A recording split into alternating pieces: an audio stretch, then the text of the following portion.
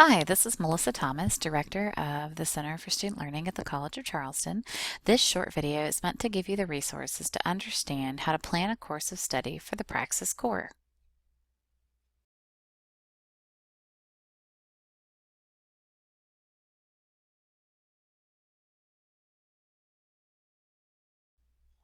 Today I'll talk about the Praxis Core sections, assessing your goal, the basic timeline of studying, some effective study techniques, and the materials and resources that are available to you as a current College of Charleston student. It's important to familiarize yourself with the sections of the Praxis Core. First, the reading comprehension section. There are three content categories: key ideas and details, craft, structure, and language skills, and integration of knowledge and ideas. These are tested by reading passages of various lengths intended for the general public and answering questions about those passages. Although the South Carolina passing score is high, it seems that this section only takes about half of the answers to be correct in order to pass.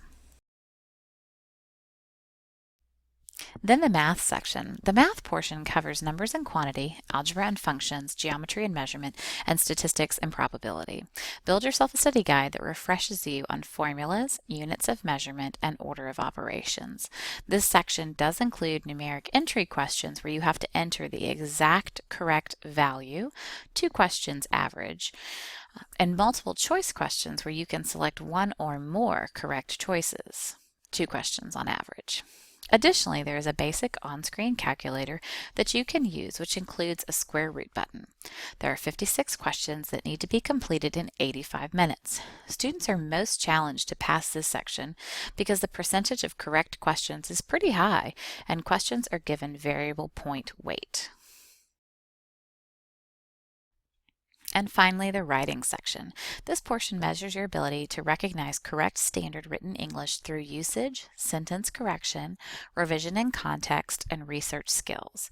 The essay portion has 2 essays: argumentative, where you respond to a topic by stating your position clearly and developing each key idea with 1 or more examples, and a source-based essay, where you need to examine 2 sources and convey complex ideas.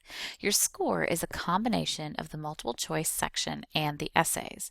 This section is also a difficult section because the grammar or multiple choice portion requires a high % right, and the 2 essays come at the end of a very long day of testing.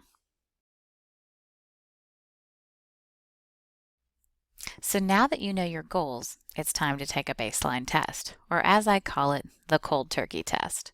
This is a test where you haven't studied and you don't know much, but we need to know where you are so you know how to get to your goal. Don't expect this score to be anywhere near your goal score. Then I recommend studying all the sections generally, unless you aced a section, and taking a midpoint practice test. Then for the second half of your studying, you can study very specifically on the types of questions that are challenging you. I then recommend a final practice test to ensure that your studying has gotten you where you need it to. This study plan could take anywhere from 6 weeks to 6 months. It's up to you to decide how long you need to study to get to your goal and what else you have on your plate that might interfere with studying, i.e. classes, work, etc. A recent meta-research study was completed that looks at previous research on effective learning strategies and assesses once and for all which study strategies are truly the most effective. Which ones do you think are the most effective?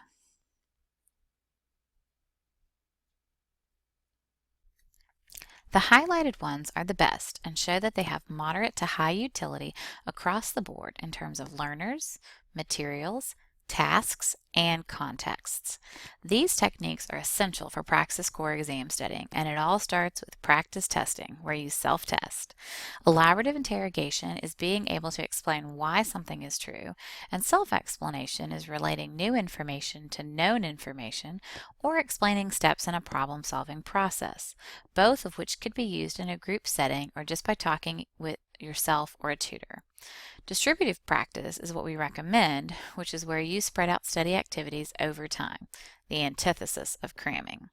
And interleave practice is making a study schedule that mixes different kinds of problems and materials within a single study session. This could be accomplished by doing 15 minutes of practice problems, then switching to building a master math formula sheet or working on vocabulary flashcards. In general, we recommend spreading out the studying over an extended period of time where you touch the material on a daily basis. When I studied for the LSAT, I worked each morning and evening at my dining room table while I ate, so about a 20 to 30 minute study period twice per day. The books were too heavy to take with me anywhere, and this guaranteed that I would get studying done at least twice per day. Also, if you have issues with self-motivation, I highly recommend that you use the semester at a glance calendar that the CSL creates each semester to chart out what you are doing to study every day, when you will take practice tests, etc. Remember, the key to all of this studying is to actively interact with the knowledge, so just reading the book won't help. You need to build formula sheets, take notes, make flashcards, or any other active study strategy that forces you to process the information into a new format. Write example sentences with new vocabulary words, create your own questions or problems, etc. In terms of the reading section, it's important to review the question types, read the directions for each section carefully, and realize that the answers are pulled directly from the passage, not from your knowledge. Many people advise reading the question first, but for long passages that have multiple questions, most of this test, this is bad advice. It's important to read the passage quickly, not memorize it, and then use the questions to guide your seek and find.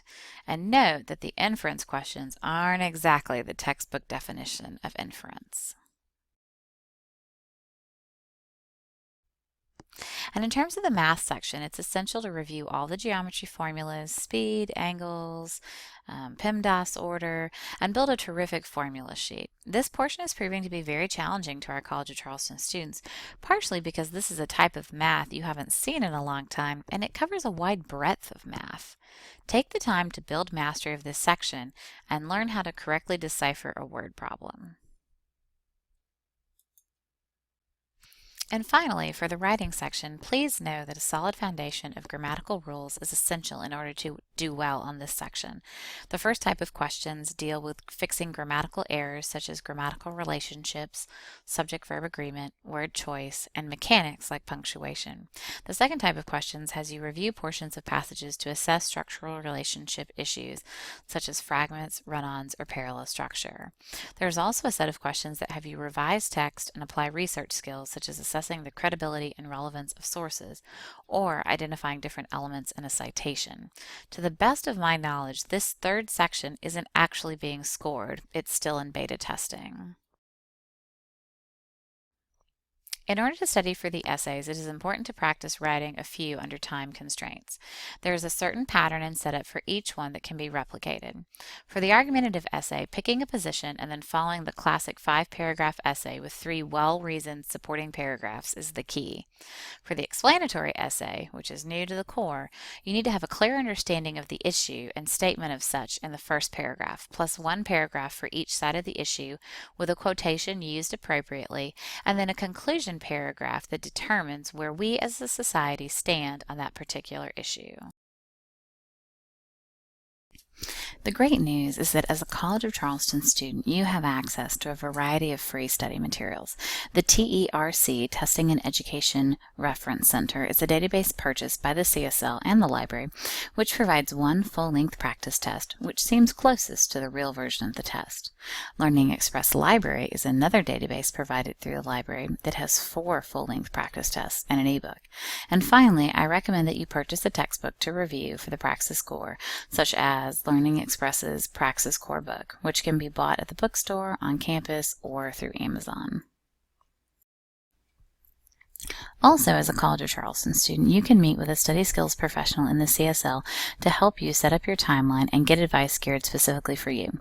Before you make an appointment, though, make sure you've done your part. Take that baseline practice test. You're also able to go to specific tutoring labs for assistance, such as the math lab or writing lab.